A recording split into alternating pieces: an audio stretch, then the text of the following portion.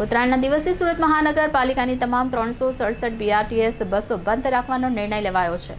15 જાન્યુઆરીએ બસ સેવામાં અંદાજે 70% સુધી કાપ મૂકવામાં આવશે. BRTS કોરિડોરમાં પતંગ ચગાવવા અને અકસ્માતની શક્યતા વધતા આ નિર્ણય લેવામાં આવ્યો છે. જોકે સિટી બસ સેવા 14 જાન્યુઆરીએ 30% અને 15 જાન્યુઆરીએ 50% સુધી ચાલુ રહેશે.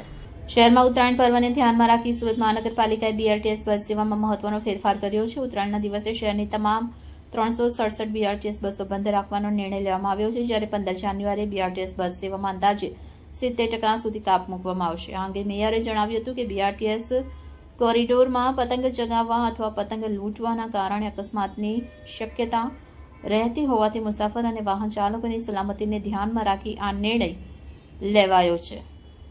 બીજી તરફ શહેરીજનોની સુવિધા માટે સિટી બસ સેવા સંપૂર્ણ રીતે બંધ નહીં રહેશે. 14 જાન્યુઆરીએ સિટી બસ સેવા અંદાજે 30% સુધી અને 15 જાન્યુઆરીએ લગભગ 50% સુધી ચાલુ રાખવામાં આવશે. મનપાએ નાગરિકોની મુસાફરી માટે આયોજનપૂર્વક વ્યવસ્થા કરવા અપીલ કરી છે. ઉત્તરાયણનો તહેવાર આવે છે. તમામ સુરતીને ખૂબ ખૂબ શુભકામના પાઠવું છું. સુરતમાં હર્ષોલ્લાસથી આ તહેવાર મનાવાય છે.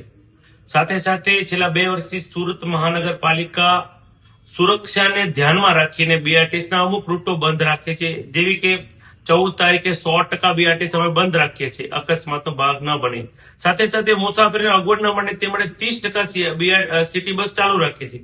એવી જ રીતે 15મી તારીખે 30% BRTS રૂટ બંધ રાખીએ છીએ અને સાથે સાથે 50% સિટી બસ ચાલુ રાખીએ છીએ.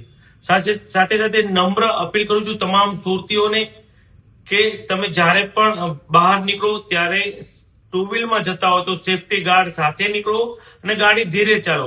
અને 14 અને 15 તારીખે ઓવરબ્રિજનો ઉપયોગ આપણે નહીં કરીએ ટુ વ્હીલ વાળાને, એવી નમ્ર અપીલ કરું છું. નાના બાળકોને આગળ નહીં બેસાડીએ તેવી પણ ધ્યાન રાખવું એવી અપીલ કરું છું. સાથે સાથે તમામ સુરતીઓને